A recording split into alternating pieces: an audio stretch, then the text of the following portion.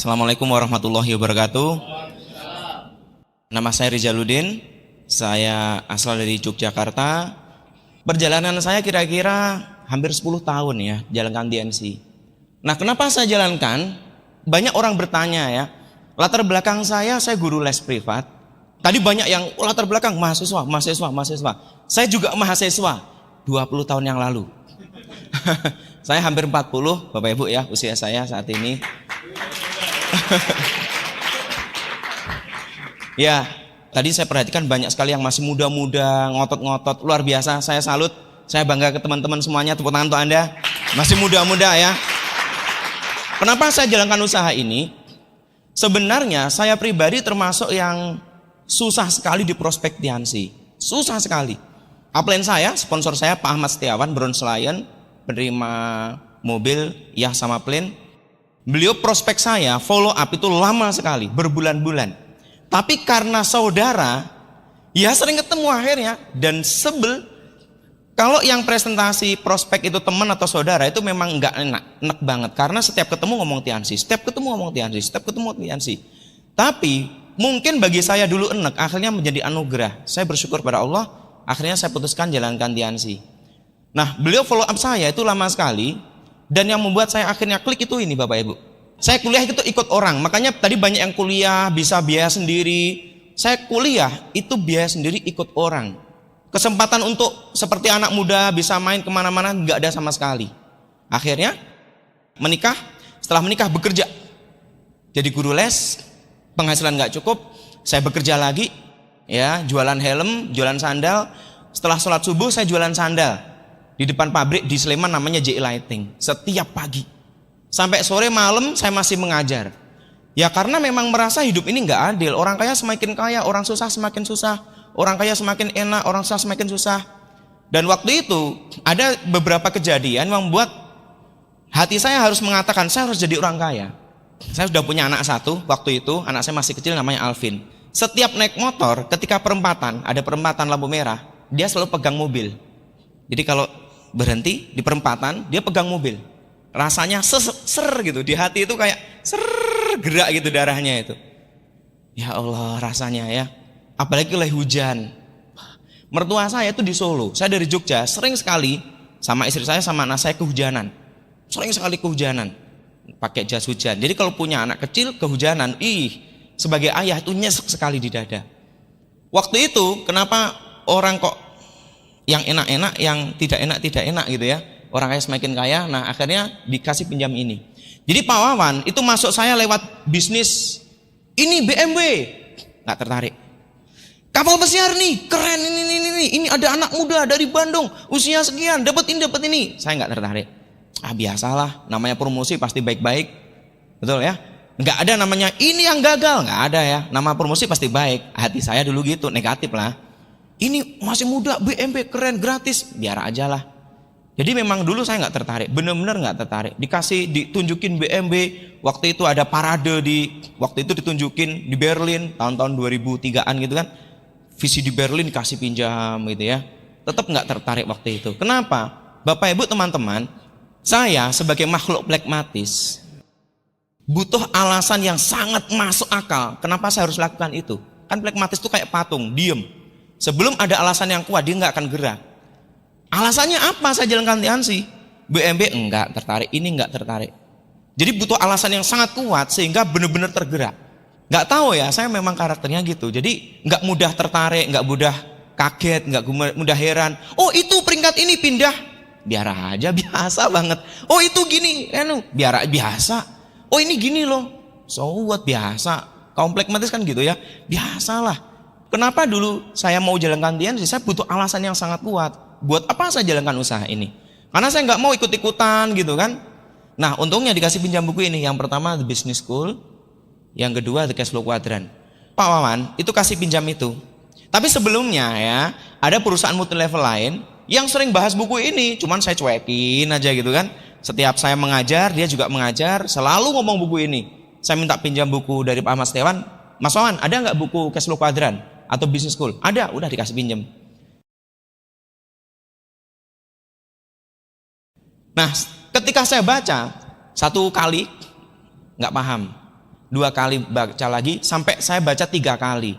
Akhirnya mulai paham betul, memang kenapa orang kaya semakin kaya, orang susah semakin susah, dan sebagainya. Ibaratnya gedung, alasan saya menjalankan DNC ini dalam banget. Sehingga digoyah apapun, biar dilaporin polisi, tetap nggak pindah dari DNC. Tetap saya pilih DNC. Karena memang saya butuh alasan yang sangat kuat, kenapa saya jalankan DNC. Akhirnya saya baca buku ini, Cash Flow Quadrant, khatam 3 kali. Nggak puas, saya minta pinjemin The Business School, saya baca 8 kali. 8 kali khatam, jadi bolak-balik selesai. Serius. Iya Bapak Ibu, bener-bener. Buku The Business School itu, insya Allah ya, bukan pamer. Per halaman itu sampai hafal isinya apa. Jadi kalau misalkan, oh bisnis nguntungin yang atas, ini halaman ini baca, gitu kan. Oh ini bisnis sekedar iseng-iseng, halaman ini baca. Saya gitu, saking hafalnya. Sampai akhirnya, waktu itu ada grup saya namanya Pak Jamaluddin Rahmat. Beliau memang agamanya sangat kuat ya, hafal Al-Quran. Susah sekali di prospek gitu loh. Akhirnya buku The Business School yang bisa menghancurkan kekokohannya gitu kan. Nguntungin yang atas, halaman ini. Nguntungin yang ini, halaman ini. Kapitalis, baca ini. Halaman ini, udah hafal banget. Ya, karena memang saya butuh alasan yang logis. Kenapa jalankan DNC? Bukan sekedar ikut-ikut, oh ya gede itu. Enggak. Itu alasan saya Bapak Ibu. Jadi benar-benar saya pribadi melihat bahwa bisnis ini itu saya bangun untuk benar-benar jangka panjang buat anak istri saya nanti, buat keturunan. Bukan hanya seminggu, 2 minggu, sebulan, 2 bulan ada yang lebih menarik saya pindah, no. Kalau dikatakan cobaan hidup saya di DNC, semua sudah komplit. Mulai dari grup, mulai dari upline, mulai dari crossline, mulai dari semua sudah kena. Tapi saya tetap bertahan di DNC. Saya juga berharap Anda begitu. Ya. Nah, jadi Bapak Ibu semuanya, menjalankan DNC bagi saya itu sudah menjadi benar-benar pilihan. Bukan sekedar ikut-ikut, bukan sekedar apa. Saya perhatikan banyak grup saya ketika ada sedikit info goyah, sedikit ini bingung, dikit-dikit galau. Aduh, ini bisnis besar. Saya katakan bisnis besar. Besarnya itu besar jangka panjang. Bukan sekali-sekali. Ada yang begini, saya berkali-kali ya, minggu yang lalu masih ada yang nawarin gini, Pak, ayo Pak, saya baru ikut 2 bulan nih, udah 30 juta, udah 100 juta bonusnya. Saya baru 6 bulan nih, 400 juta, sekian dolar gitu ya. Ya gini, saya jalankan DNC, masuk usia 10 tahun di DNC. Kalau orang jalankan bisnis, baru 1 bulan, 2 bulan, 1 tahun, mungkin coba-coba. Tapi karena saya sudah masuk usia 10 tahun di usaha ini, bukan coba-coba, sudah keputusan. Pacaran seminggu putus, kan coba-coba kan. Kalau pacaran sudah ini kan serius gitu kan. Nyambung pacaran lagi ya, masalahnya masih muda-muda gitu kan. Jadi benar-benar saya udah serius sekali jalankan usaha ini. Bisnis yang saya perhatikan kata Robert Kiyosaki, itu bisnis yang besar tapi awet. Besar tapi hanya sesaat, saya juga tidak mau. Besar, tapi hancur lagi. Alah, aku tahu bonusmu berapa nih. Aku baru bulan pertama 200 juta. Iya 200 juta, bulan depannya berapa? Bulan depannya berapa? Tahun berikutnya berapa? Tahun berikutnya berapa? Kan itu yang terpenting. Jadi bisnis bukan hanya bulan ini bonusnya besar, bukan hanya saat ini gede banget nih. Oke, bonusnya gede. Bulan depan berapa? Tahun depan berapa? 10 tahun lagi berapa? Nah, karena yang saya pikirkan dari bisnis DNC itu seperti itu. Benar-benar saya perhatikan. Produknya oke, ya 6 pilar ya, 6 pilar. Saya kalau sering konsultasi ke Pak Louis itu selalu beliau mengatakan 6 pilar itu ya. 6 pilar bisnis DNC. 6 pilar ini yang saat ini sampai saat ini saya masih percaya. Karena rata-rata orang pasti nunjukinya bonus dulu. Nih bonusnya sekian, nih bonusnya sekian. Tapi produknya bagaimana? Kenapa Bapak Ibu? Ini saya perhatikan banyak sekali yang muda-muda. Grup saya rata-rata, ya rata-rata itu lebih dari separuh itu orang-orang yang usianya sudah di atas 30 semua. Banyak yang sudah 40, 50, 60. Jadi benar-benar yang saya harapkan mereka udah nggak main-main juga kadang-kadang. Benar-benar sudah kebutuhan rumah tangga gede mereka. Jadi sudah serius. Karena 6 pilar ini yang saya perhatikan, makanya saya jalankan DNC. Ditawarin yang lain saat ini nggak mau.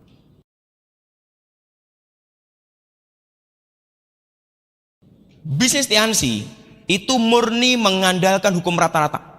Semua hukum rata-rata. Mau home meeting hukum rata-rata, presentasi hukum rata-rata.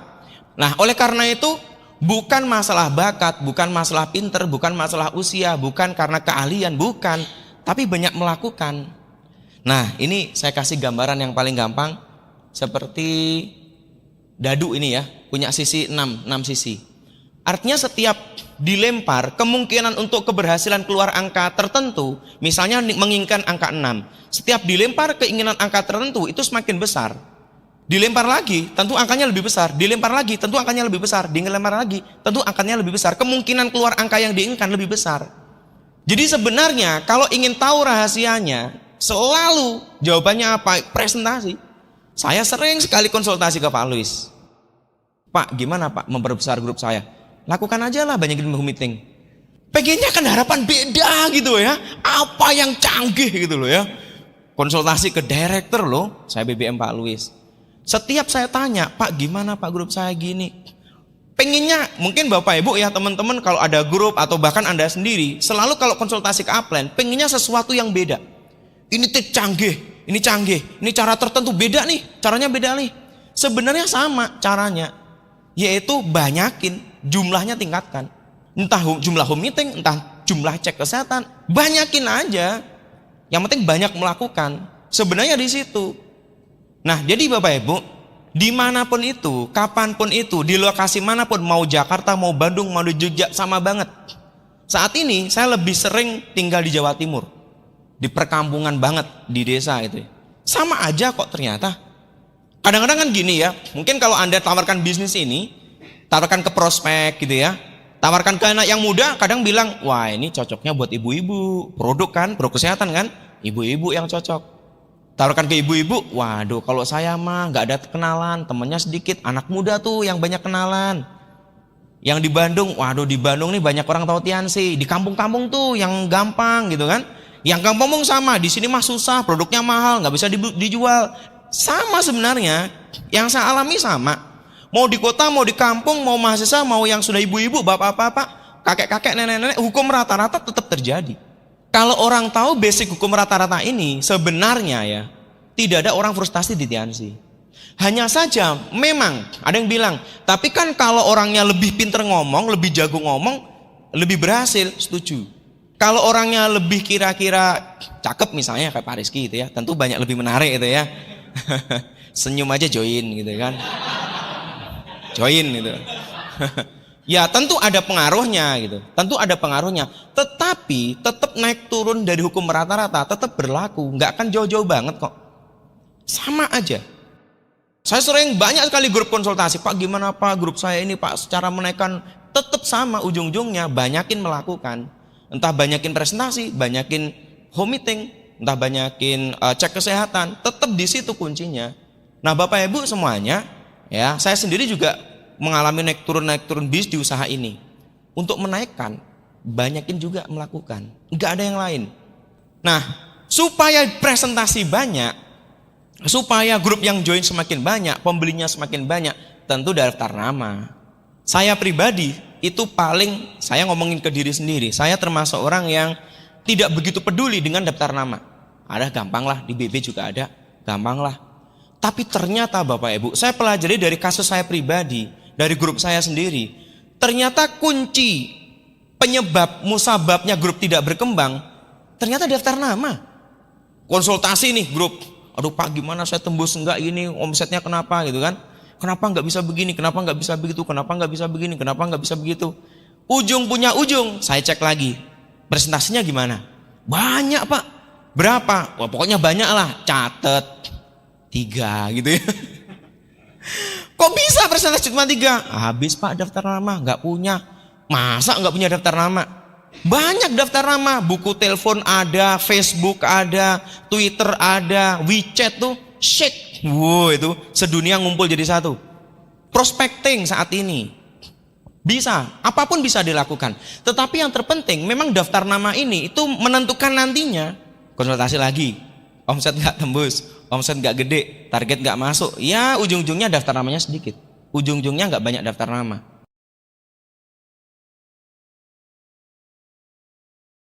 Apa yang perlu diperhatikan, seperti yang sering kita dengar ya, Jangan pilih-pilih dan tertulis. Saya punya asisten pribadi, istri saya yang paling rajin nulis. Kalau saya mah asal ngomong, Dek ini, catet. Jadi biasanya selalu dicatat. Apalagi pelanggan-pelanggan itu memang harus dicatat. Karena kan kalau saya ya, itu setiap 2 hari 3 hari harus ditelepon lagi. Bagaimana reaksi produknya, sudah diminum belum, cara minumnya benar enggak. Dicatat semua. Ya ada ibu-ibu misalnya, ada bapak-bapak, dicatat. Karena untuk follow up berikutnya. Nah, kalau nggak dicatat biasanya gampang lupa. Memang ini cara ini konvensional cara lama lah, cara 10 tahun yang lalu di Tiansi.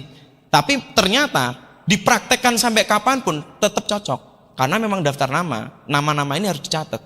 Belum lagi kalau BB-nya hang, BB hang, terus harus di restart, habis semua. Aduh, BB-nya baru lagi, hilang semua. Oke lah, kalau misalnya ada tersimpan di BlackBerry apa itu ya, nggak masalah. Tapi kalau hilang, selesai. Nyemplung ke air, selesai. Nah makanya tetap daftar nama itu tertulis. Saya terus berusaha. Ini saya ngomongin diri sendiri soalnya ya. Saya terus berusaha, saya catat lagi. Yang kedua, jangan pilih-pilih. Saya pribadi itu tidak pernah takut dengan siapapun atau segen atau malu karena menjalankan Tiansi. Ke siapapun dengan posisi apapun saya nggak pernah ragu. Alhamdulillah, mungkin karena dampak itu grup saya cukup campur ya. Mahasiswa ada, ibu-ibu ada, bapak ada, tante-tante ada, nenek-nenek ada, cukup campur lah. Komplit, lengkap semua ada. Jadi saya siapapun saya nggak pernah pilih-pilih. Kalau saya nawari bisnis ke orang yang, waduh rumahnya gede banget, itu agak deg-deg gitu ya. Apalagi flekmatis, mau ketok pintu aja deg-deg. Wah udah kaya mana mau Tiansi.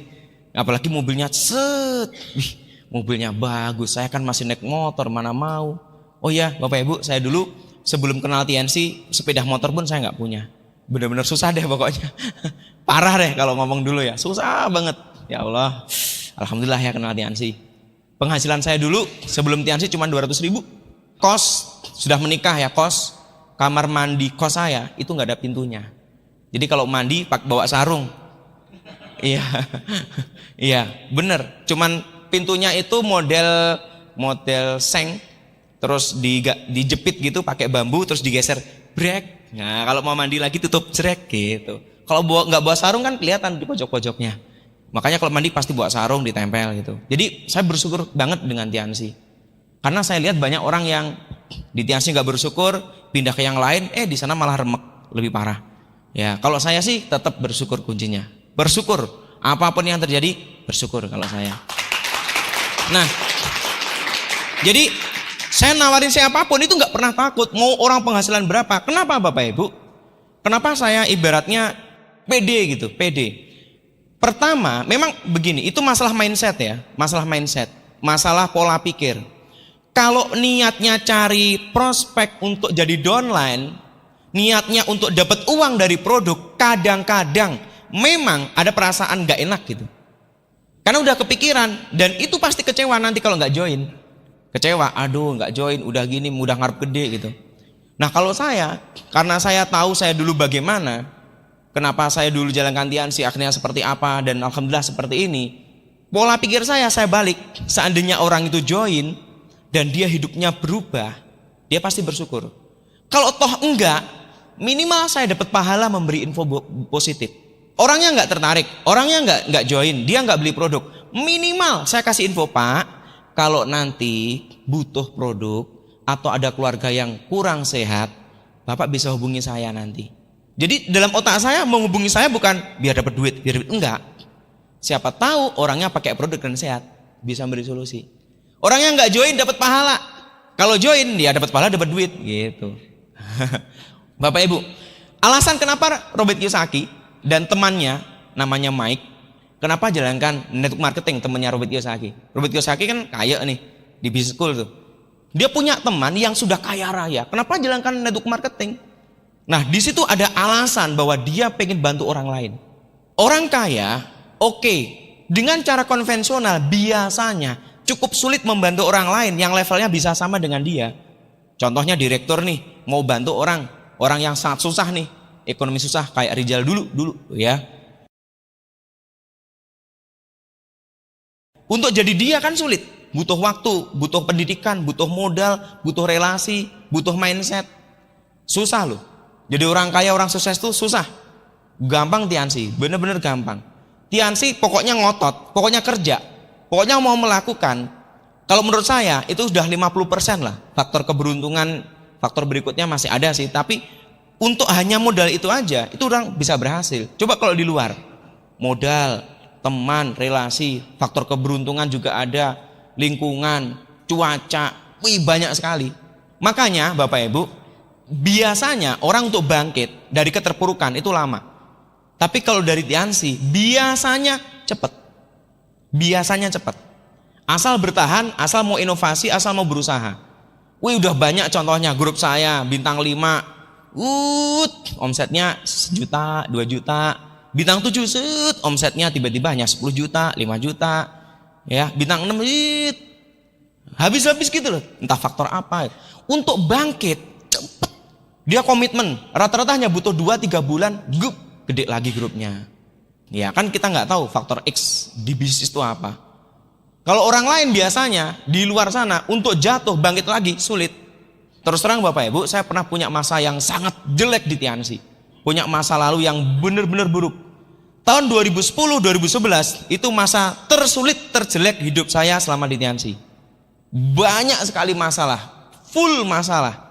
Mulai dari rumah tangga, mulai dari teman, mulai dari upline, mulai dari downline, keuangan, jadi satu dah pokoknya. Pengen mengakhiri hidup. Loh serius, saya pernah 3 bulan kira-kira ya hopeless lah pokoknya. Sudah bingung mau apa gitu ya. Jadi benar-benar waktu itu saya mengalami masa paling sulit dalam bisnis saya. Tapi untuk bangkit di Tiansi dibutuhkan waktu nggak lama. Yang terpenting apa? Mentalnya siap. Mental siap mau kerja selesai. Jadi Bapak Ibu, waktu saya mau bangkit, saya kemana-mana naik motor. Tinggalkan mobil di rumah, di garasi. Kemana-mana saya naik motor. Naik bis, naik travel. Kenapa? Pengen jadi bintang liga, mental bintang 3. Oke peringkat silver lion. Tapi saya mau kerja seperti bintang 3, mental seperti bintang 3, ngotot seperti bintang 3, closing seperti bintang 3. Saya pengen rasakan itu. Naik lagi, beres. Bahkan ini termasuk kemarin omset Tiansi termasuk terbesar. Saya juga mengalami hal yang sama dibanding dulu-dulu. Emang lumayan banget dibanding dulu. Ya. Nah, jadi Bapak Ibu, saya jalankan Tiansi itu pede banget, sangat pede. Mau ada orang rumahnya gede, dia berapa tahun jalankan bisnis. Oke, modalnya berapa miliar gitu aja. Pertanyaan berikutnya, oke, dia nggak kerja setahun, nggak kerja 2 tahun, bonusnya masuk enggak? Itu pertanyaan-pertanyaan simpel sebenarnya ya. Itu alasan kenapa di Tiansi. Saya 3 bulan loh pernah nggak ini ya ngomong jeleknya. Saya pernah 3 bulan benar-benar nggak begitu ngurus bisnis. Tapi secara bisnis, secara bonus itu nggak turun, nggak ada masalah. Karena benar-benar bisnis ini dibangun dengan sistem, dibangun karena 6 pilar. Coba kalau seandainya ada perusahaan, keluarganya bermasalah, hancur. Saya asli Jawa Timur, Blitar. Di sana ada perusahaan bis yang besar terkenal namanya Mandala di Blitar itu. Besar banget, pokoknya gede banget. Konflik keluarga habis. Ada pabrik rokok deket saya namanya Recop Entung, itu di Tulungagung. Konflik sedikit habis. Saya rasakan betul kenapa saya itu sekarang semakin semangat, semakin pede. 3 bulan saya punya masalah berat sekali. Bisnis tidak masalah. Karena bisnis ini dikendalikan, digerakkan oleh benar-benar sistem. Saya yakin sekali dengan agama saya bahwa manusia itu pasti suatu saat akan diuji. Enggak mungkin enggak diuji. Siapapun manusia itu pasti pernah akan ada masalah. Enggak ada yang enggak pernah punya masalah. Oh hidupnya tenang aja, enggak mungkin. Pasti ada masalah. Saya bersyukurnya di Tiansi, ketika ada masalah, ketika diuji yang Maha Kuasa, bisnisnya kuat. Coba sudah ada masalah, dihajar keuangan, game over. Sudah. Rumah tangga ya, saya berumah tangga 13 tahun lebih saya menikah. Tahu betul naik turunnya namanya rumah tangga itu tahu betul ya. Susahnya kayak apa rumah tangga. Ketika ada masalah, dihajar dengan keuangan, game over. Selesai. Tapi ketika dihajar masalah, keuangan masih aman, nggak masalah. Nah itu alasan saya juga kenapa di Tiansi. Nah kembali lagi ke daftar nama.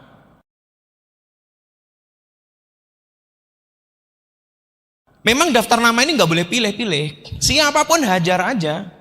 Semakin kaya semakin bagus kalau sekarang malah ya. Kalau dulu semakin kaya semakin minder gitu kan. Kalau sekarang semakin kaya semakin bagus, closing produknya semakin gede. Wih, naiknya Fortuner bagus ini, closingnya grip semua pokoknya ya Pak Andika ya, beres grip semua. Kalau naiknya kecil-kecil, closingnya apa? Detoknya terus gitu ya. Aduh, jauh-jauh naik motor, naik mobil gitu kan, jauh banget. Cek aku live, oke ini gini. Cek tekanan darah sekian, cek kolesterolnya, wah oke kolesterolnya tinggi banget. Mas, produk yang paling murah yang mana ya? Itu pertanyaannya. Makanya kalau sekarang ada yang kaya, semakin kaya. Kalau dulu minder, sekarang seneng gitu. Karena closingnya semakin gede. Pak, ini ada grip. Oh grip, tapi ada yang lebih bagus Pak. Setelah dibeli baru ngomong lagi gitu loh. Jadi setelah grip dibeli ngomong, ada yang lebih bagus Pak. Kalau Bapak mau matras. Itu ujung-ujungnya. Iya. Dek, masuk setelah dibeli baru ngomong. Sebenarnya ada yang lebih bagus dari ini Pak.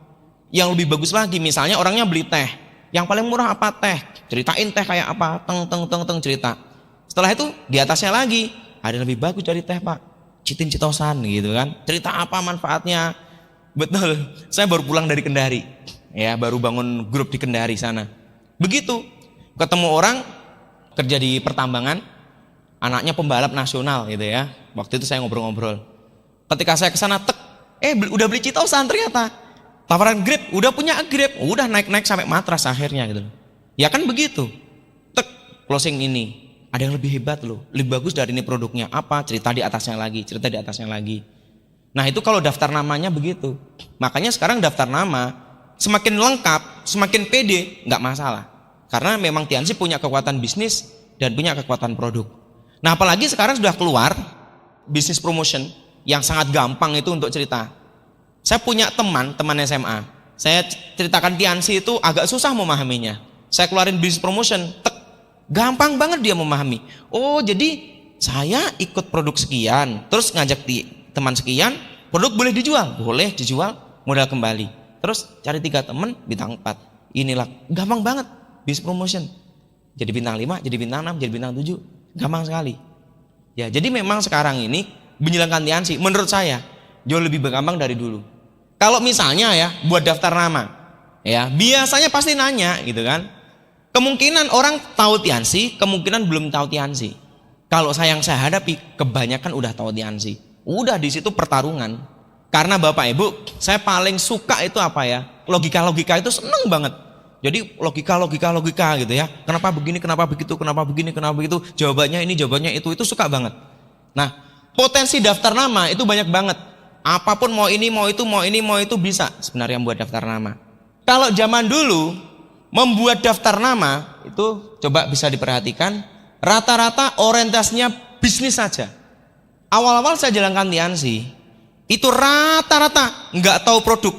Sehingga setelah join produk di kos aja numpuk gitu. Diminum lama-lama ya habis karena diminum, nggak ada yang dijual sama sekali. Tapi sekarang, wih keren sekarang ya. Nah, kalau sekarang daftar nama itu bisa nanti ada keterangan di sini, ditambahin lagi, ini bisnis atau produk. Kenapa Bapak Ibu? Kalau hanya produk saja, tentu tinggal ngomong produk. Tapi kalau produk dan bisnis, tentu akan sedikit berbeda pendekatannya. Nah, tetapi kalau saya ya, biasanya ketemu orang, ditanya, rata-rata jawaban saya konsultan bisnis dan konsultan kesehatan. Mas kerja apa? Saya konsultan gitu kan. Konsultan apa? Apa sih gitu ya? Kadang langsung nebak multi level, ya multi level gitu ya. Apaan? Tiansi. Oh Tiansi, udah tahu gitu kan? Udah tahu sih. Oh, tahu aja atau tahu banget gitu kan? Ya temenku ada pernah join. Oh terus gimana? Ya dia gagal sih. Bapak Ibu nggak tahu ya. Saya kalau ketemu orang gagal, orang yang negatif itu seneng banget. Bukan karena saya suka, kalau saya gontok-gontokan biasanya pasti kalah ya. Tapi kalau main logika saya seneng banget. Orang gagal itu kan karena faktor 1, 2, 3 gitu kan. Faktor ini 2, 3, 4. Kenapa begini, kenapa begitu. Saya punya prospek ngobrol-ngobrol di situ. Mas kerja apa? Konsultan bisnis dan kesehatan. Oh kayak multi level gitu ya? Iya. Terus saya langsung ngomong Tiansi. Aduh mas kayak gitu gini negatif deh. Oh nggak masalah, sikat terus.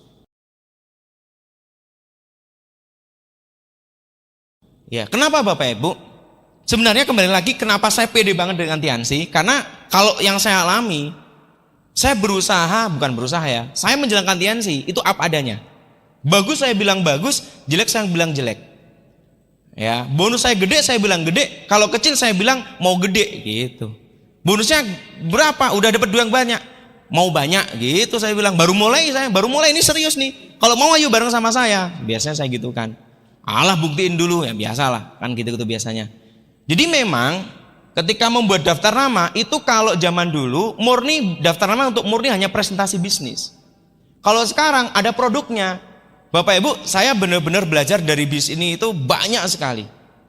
Ibaratnya dulu itu ya nggak tahu apa-apa lah mengenai bisnis, mengenai attitude, mengenai sikap, mengenai cara berpakaian, semua nggak tahu. Semua diajari oleh perusahaan Tiansi dan One Vision. Yang membuat betul-betul saya belajar dari usaha ini salah satunya search artikel Joe Chirac. Bagaimana beliau memperlakukan pelanggan, bagaimana itu saya pelajari betul. Saya masih belajar semuanya sih, tetapi saya betul bagaimana beliau memperlakukan pelanggan, bagaimana pendekatan ke pelanggan, bagaimana pendekatan pelanggan tapi anaknya dulu yang kena, pelanggan dulu tapi saudaranya dulu pendekatannya, pelanggan dulu orang tuanya yang kena. Misalkan mau closing nih anaknya nih, orang tuanya pegang dulu. Mau closing nih anaknya dideketin dulu. Banyak saya pelajari dari situ. Nah, oleh karena itu, sekarang ini karena ada namanya pendekatan bisnis, ada pendekatan produk, meskipun ujungnya bisnis, ujung-ujungnya sih bisnis. Karena ujung-ujungnya bangun aset, kan nggak mau dong jadi penjual selamanya, nggak passive income. Kapan kalau nggak passive income? Terus jago selling gitu. Ada loh yang jago banget. Saya sampai heran. Sehari dia bisa closing 3 juta, 2 juta. Dan tiap hari dia keluar rumah. Bintang 6 nggak punya grup, grupnya cuma 2 orang. Iya, bintang 6 tapi terima Scoopy ditempel-tempel di mana-mana, hebat sekali. Tetapi saya bilang begini, Bu, ibu-ibu ya. Ibu hebat sekali. Tapi Bu, kalau Ibu dengan cara hanya ini saja, tanpa duplikasi sistem, tanpa duplikasi pertemuan, nah Ibu tetap kuadran kiri, kuadran S. Bu, boleh nggak tanya? Iya. Seandainya nih, Ibu repot, seminggu nggak bisa jualan, kira-kira gimana? Aduh Mas, ya nggak makan Mas, nanti gimana begini? Nah itulah. Bapak Ibu, meskipun pendekatannya nanti bisnis duluan, atau produk duluan, kalau saya ujungnya tetap bisnis. Kalau saya ujungnya tetap bisnis. Kenapa? Ya karena maunya passive income. Saya ingat banget Pak Luis dulu sering kalau ngisi materi di Jogja gitu. Kalau nggak pakai sistem sama dengan jualan beras. Omset hari ini berapa kilo? Omset hari ini berapa kilo? Kayak omset jualan beras. Kalau jualan berasnya main bulog gede nggak masalah. Sistem juga yang dimaksud Pak Luis tentu omset jualan beras kiloan kecil gitu loh. Mungkin maksudnya beliau begitu. Jadi daftar nama ini meskipun nanti Bapak Ibu teman-teman membuat daftar nama dan dipilah-pilah berdasarkan FAST, selama ini sudah FAST, terus skala prioritas.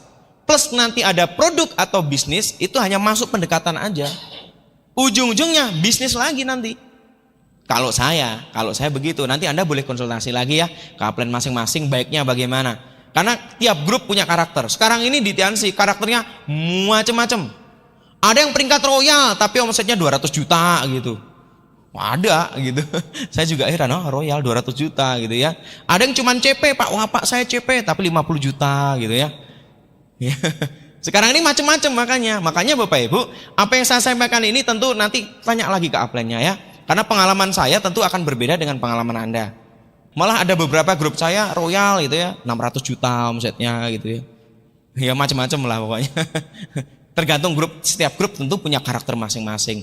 Nah meskipun nanti buat daftar nama ini mau pendekatan produk, mau pendekatan bisnis, ujung-ujungnya tetap kalau saya bisnis. Ujungnya tetap bangun aset. Ujungnya tetap saya pahamkan cash flow kuadran. Meskipun ya ibu-ibu mau bapak-bapak mau muda-muda, yang awalnya produk, yang awalnya bisnis, selalu ujungnya saya arahkan apa? Cash flow kuadran. Kenapa Bapak Ibu tetap ujungnya balik lagi ke cash flow kuadran tadi? Karena manusia itu rata-rata tidak ada yang lepas dari masalah. Nah ketika ada masalah, larinya kemana gitu loh. Kalau di dalam hidup, kalau saya larinya ke Al-Quran. Pokoknya ada masalah dikit aja larinya ke kitab suci. Larinya kitab suci. Ada masalah banget, aduh ya ampun, kayaknya hidup ini berat gitu kan.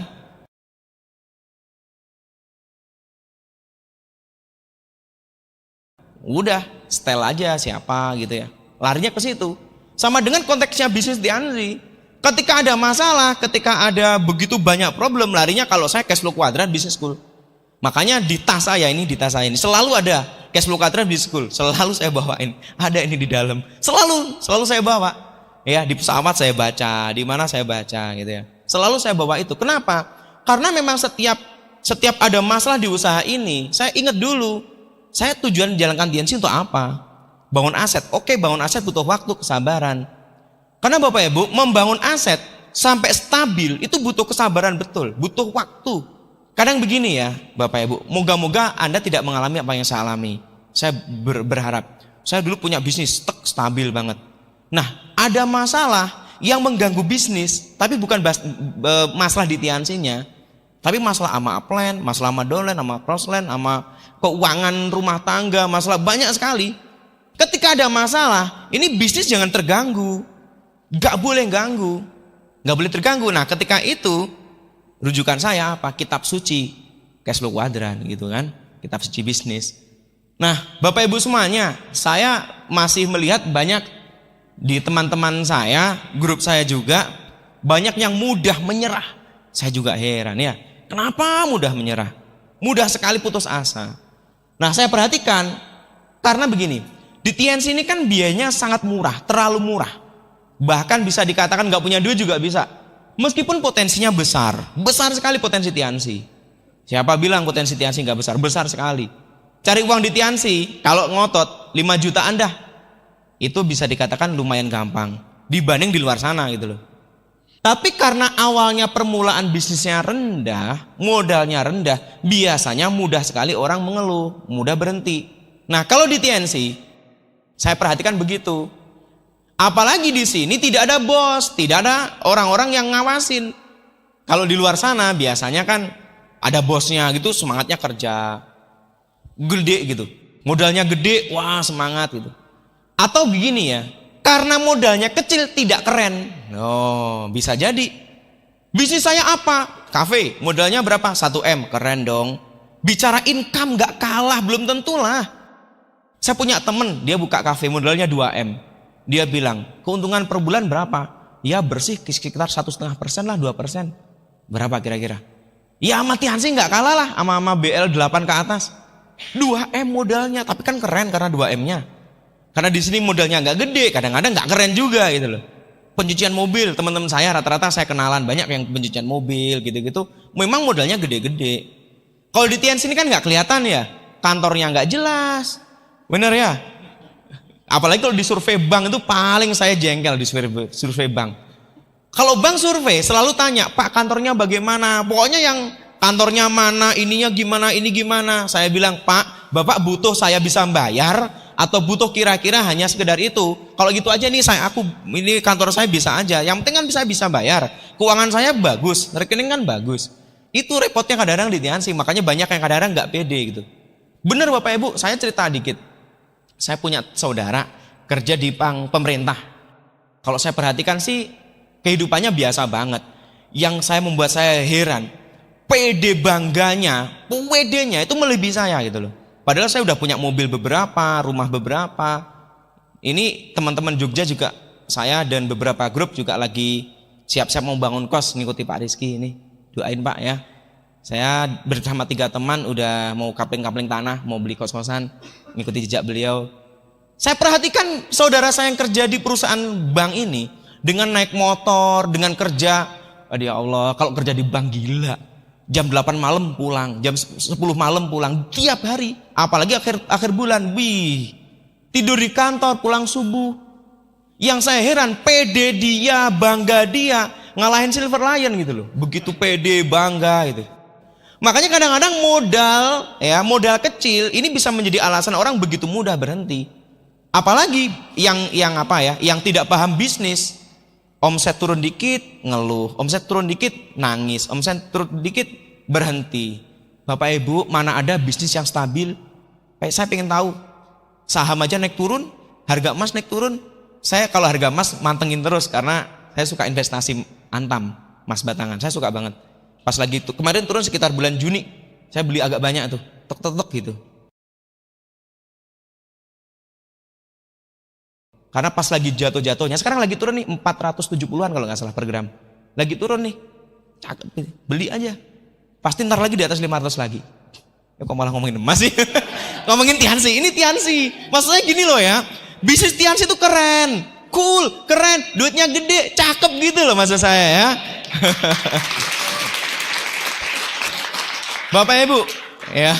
Jadi benar-benar yang saya alami menjalankan Tiansi itu, core bisnisnya itu Tiansi. Investasi mah Antam, tanah, properti gitu kan. Di mana-mana bisa, tapi core bisnis intinya Tiansi, sumber utama. Tiansi gede. Masa kalau bonusnya puluhan juta dihabisin tiap bulan, enggak kan?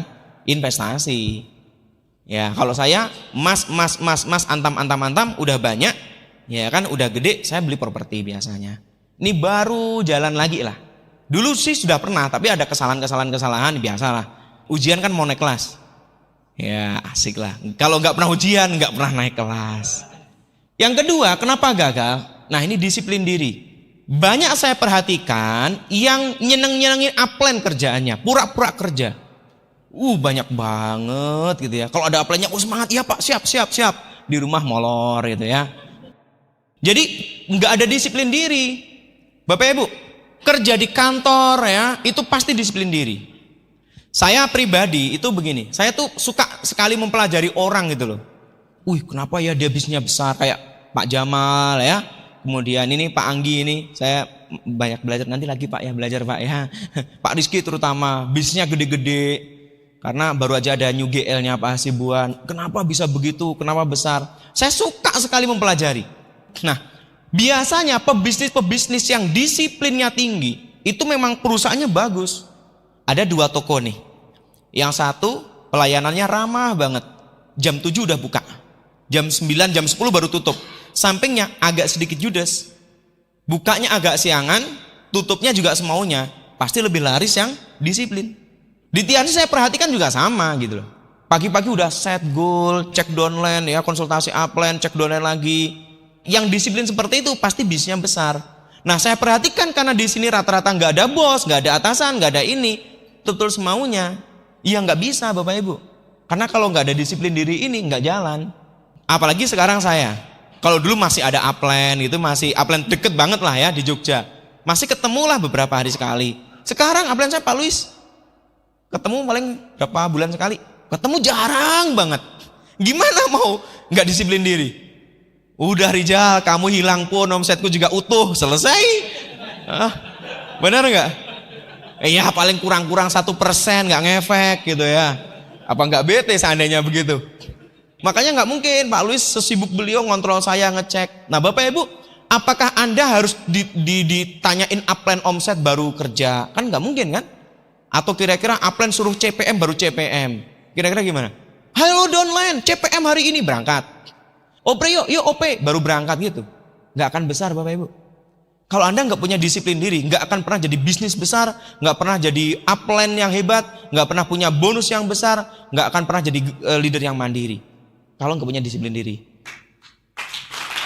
Ya. Nggak tahu ya, saya apa sok-sokan atau gimana, tapi memang dari dulu jarang sekali yang ngandalin upline. Bisa dikatakan dibantu upline presentasi home meeting itu jarang banget. Saya katakan jarang, di bawah 10 kali lah dibantu upline. Bisa dikatakan nggak pernah. Paling kalau upline telepon, omsetmu berapa? Gitu. Tapi terima kasih ditanyain daripada nggak sama sekali kan. Tetapi yang poinnya bukan itu Bapak Ibu. Poinnya adalah disiplin diri ini. Ada atau nggak ada upline, ada atau nggak ada downline, ada loh yang model upline pura-pura juga kan, pura-pura kerja gitu. Kalau ada grup aja, sibuk apa gitu ya, nggak ada grup cool gitu ya. Ada loh gitu, model-model orang begitu. Jadi yang memotivasi dia pura-pura kerja itu bukan upline, malah grup. Ada grup itu terus apa sibuk apa pura-pura gitu ya. Nggak bisa. Saya benar-benar belajar dari yang saya alami selama menjalankan Tiansi. Murni ini harus disiplin. Kalau nggak bisa. Murni disiplin. Upline suruh CPM nggak disuruh berangkat, disuruh bagus. Upline perhatian. Kemudian suruh ambil tiket EB, ambil. Nggak disuruh ambil, tetap ambil. Itu yang saya pelajari begitu sih. Yang ketiga, penolakan. Ada yang putus asa istilahnya. Dan merasa bahwa menjalankan Tiansi ini bukan hokinya, nggak bakat. Kemungkinan cocoknya kerja di air kayaknya dia ya.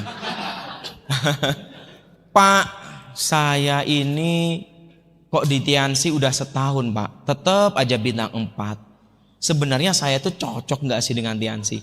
Itu pertanyaan yang bukan 1 kali, 2 kali saya dengar. Saya beberapa kali ke kota pindah-pindah itu konsultasi, sudah hampir semua. Itu ada yang tanya seperti itu. Di Magelang belum lama, Pak, jujur Pak, saya sebenarnya cocok nggak dengan Tiansi gitu. Bingung jawabnya gimana kira-kira. Saya udah lama loh Pak di Tiansi. Bagus, saya juga udah lama. Iya Bapak Silver Lion enak, saya lama miskin Pak gitu ya. Akhirnya saya evaluasi lagi, ujung-ujungnya memang kurang presentasi. Begini, kalau menjalankan Tiansi itu mengalami penolakan, itu sudah takdir. Jangan pernah berharap tidak ada penolakan. Jangan pernah berharap tidak ada orang komplain. Jangan berharap tidak ada orang ngomel-ngomel. Dimaki-maki downline, saya biasa. Gara-gara kirim produk telat, gara-gara expire-nya mepet, gara-gara tiket, semacam lah. Banyak. Ada grup Semarang, bintang 3. Waktu itu saya sudah bintang 8. Saya bintang 8, dia bintang 3. Dia bilang apa? Gara-gara produk saya paket telat sehari. Dia bilang gini, SMS. Pak, Anda ini tidak profesional. Kan waktu itu tanya, nyampenya produk kira-kira berapa hari? Ya kira-kira 2 hari lah. Di Jogja Semarang kan deket. Tetapi nyampenya 3 hari, padahal udah pakai kilat. Dia bilang, suami saya itu pengacara loh, saya bisa tuntut. Ya Allah, produk telat sehari aja dituntut. Nyebelin banget pokoknya. Ini kejadian baru, 5 bulan yang lalu, grup Jogja. Grup baru, front baru. Dia bilang gini, saya pengen Tiansi. Iya, gak punya uang, gak masalah. Jalan sama saya, nanti bisa cek kesehatan, orangnya beli produk buat member. Iya, tapi saya nggak punya motor. Oke, saya anter. Bener, serius ini. Sekitar kejadiannya 5 bulan yang lalu. Saya nggak punya uang untuk member. Oke lah, nanti saya temanin. Jadi nanti kalau ada selisih harga konsumen buat 99.000 pendaftaran. Kalau produk ada omset, nanti masukin aja omsetmu. Oh gitu ya, bisa ya, bisa. Tapi nggak punya motor. Oke, saya temenin. Akhirnya waktu itu sempat jalan kira-kira sama saya jalan sekitar 2 bulan. Saya temenin. Pokoknya hampir tiap hari saya temenin. Ngomset juga gede, bla bla bla dan sebagainya. Akhirnya dia ada sedikit masalah. Kalau saya ya, ada grup yang ngotot, dia yang semangat, dia serius, saya bantu. Kalau dia lagi enggak mungkin dong saya tongkrongin. Saya keliling. Jadi saya ke Kendari, saya ke Surabaya, ke Malang, kemudian ke Jogja, muter-muter lah. Nah, ketika saya pindah muter grup, dia merasa dicuekin. Kok sekarang nggak ditemenin?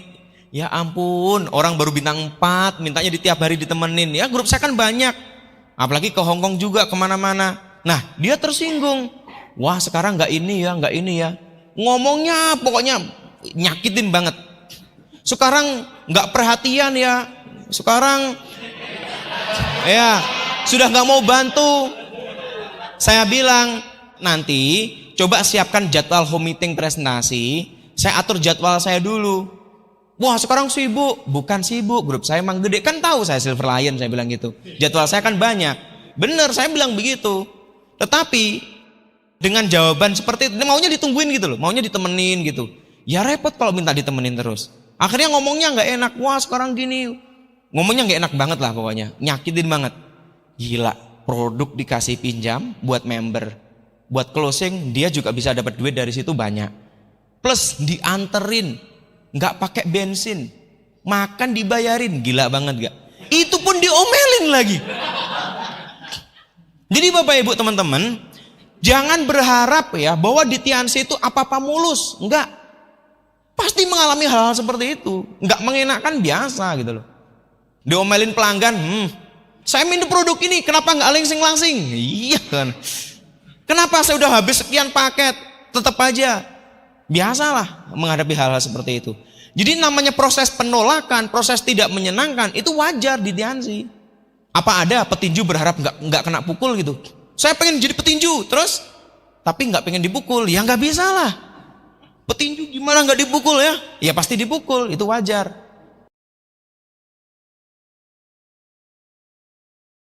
Terus apa lagi kira-kira? Petinju nggak mau dipukul. Ya di Tiansi namanya penolakan tidak menyenangkan biasa. Itu di profilnya teman-teman BB itu kan ada tuh banyak. Kalau nggak mau terhadap tekanan, jangan jadi pengusaha. Jadi aja karyawan gitu kan, banyak tuh di profil-profil BB. Ya memang begitu.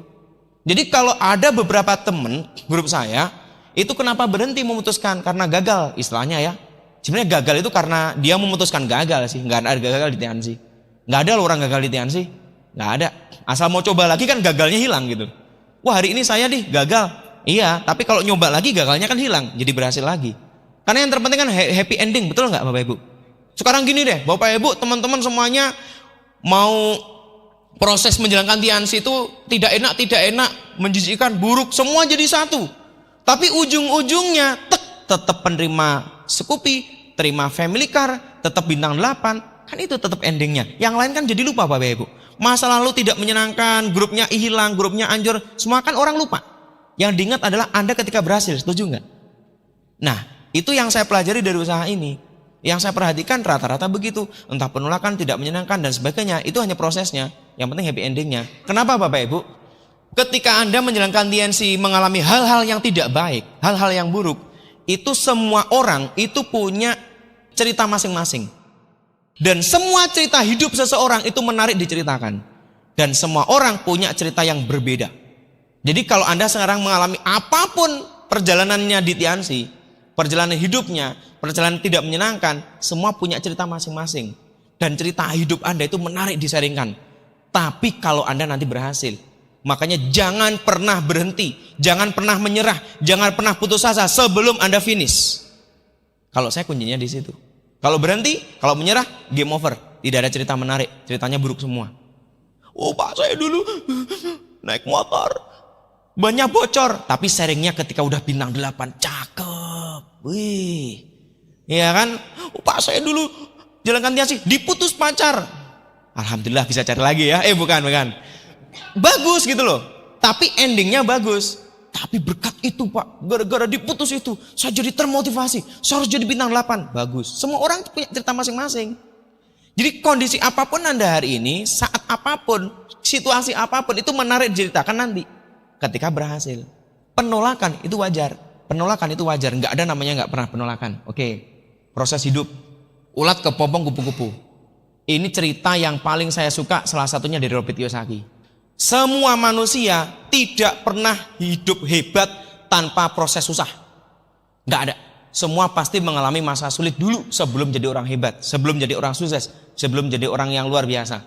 Pasti mengalami proses menjadi ulat awalnya yang sangat menjijikkan, buruk, kemudian diproses oleh hidup menjadi kepompong, kehidupan susah, kehidupan tidak menyenangkan, kehidupan yang tragis, kehidupan yang melelahkan, akhirnya suatu saat menjadi kupu-kupu yang indah. Saya percaya, hakul yakin ini. Hakul yakin, di atas yakin. Yakin banget dah. Yakin banget. Semua manusia pasti mengalami ini. Tetapi banyak orang yang kalah ketika menjadi kepompong. Banyak yang berhenti ketika masih susah. Banyak yang berhenti ketika masih bintang 4. Banyak yang berhenti ketika masih bintang 5. Banyak yang berhenti ketika bintang 6. Menyerah ketika bintang 8, tragis. Menyerah ketika BL. Menyerah ketika GL, lebih tragis lagi. Ya, gara-gara set polo menyerah. Ada, cemen banget. Jadi prosesnya ini gitu loh. Jadi nggak ada namanya hebat jadi kupu-kupu karena tidak ada proses. Nggak ada. Semua pasti mengalami. Nggak tahu ya Bapak Ibu ya. Saya percaya sekali proses ini. Dan semakin menyakitkan proses itu, semakin berat, semakin sulit, mentalnya semakin bagus. Semakin berat, semakin sulit, semakin kehujanan, semakin banyak bocor. Ya, naik motor jauh, proses semakin tidak menyenangkan, mentalnya semakin siap. Kalau ada masalah, dia bisa siap hadapi. Tidak pernah mengalami proses jadi kepompong, begitu sulit. Kepompong itu kan kalau mau jadi kupu keluar itu kan ada jaring-jaring yang alot itu kan. Kuat sekali itu jaring-jaringnya itu, yang warna putih. Ada yang agak kekuning-kuningan. Itu keluarnya susah sekali itu.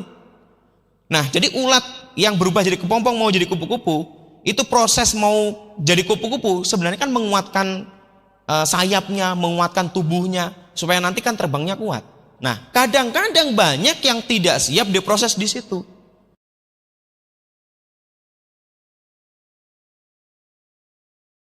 Ini pengalaman saya gitu loh. Tek, ada masalah dikit ngeluh, ada masalah dikit berhenti. Ya ampun, gara-gara upline lupa beliin tiket berhenti. Ya, sepele banget gitu loh. Ngambek gitu kan, merajuk. Upline sih gak beliin tiket, terus gak datang ke VS berhenti. Ya ampun, gara-gara tiket VS lupa beliin berhenti. Hal-hal kecil, gara-gara lupa gak dijemput berhenti. Kecil banget gitu loh ya. Semakin keras, semakin tidak enak, semakin tidak menyenangkan. Good, bagus. Nanti endingnya akan semakin indah. Ibaratnya bola, semakin ditekan ke bawah, mantulnya semakin tinggi. Itu yang saya rasakan. Memang sih ketika yang masih mengalami proses presentasi, omset nggak naik-naik, memang sedih sih, nyesek. Tapi kalau udah peringkat tinggi, omset turun dikit, alah lah, paling bonus turun-turun berapa sih? 2 juta, 5 juta, nggak ngefek lah. Tapi bagi yang masih baru-baru, yang ngandalin banget murni di situ, omsetnya belum begitu stabil, iya memang nyesek. Ya tapi itu proses, nggak masalah.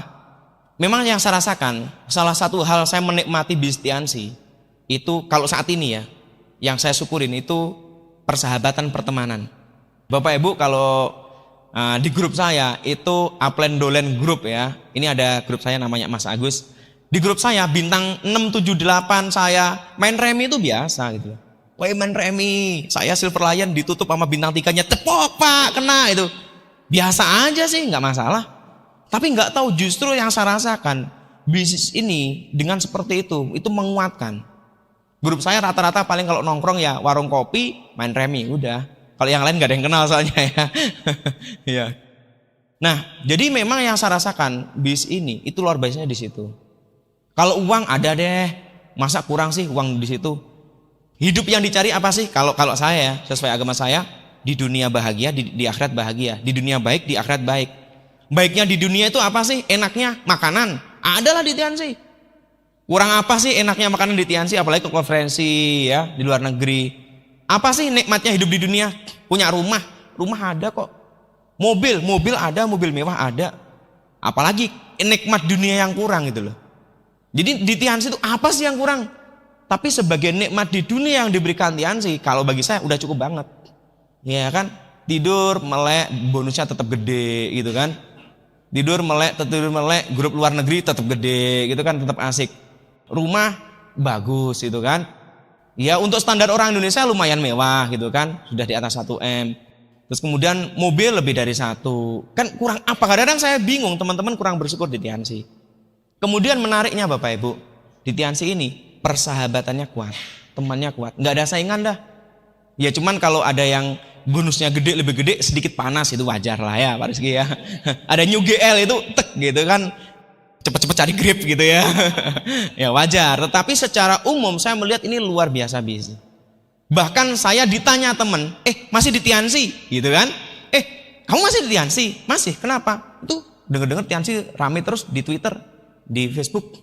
Saya jawab gini, hari ini saya belum menemukan alasan kenapa saya berhenti dari Tiansi.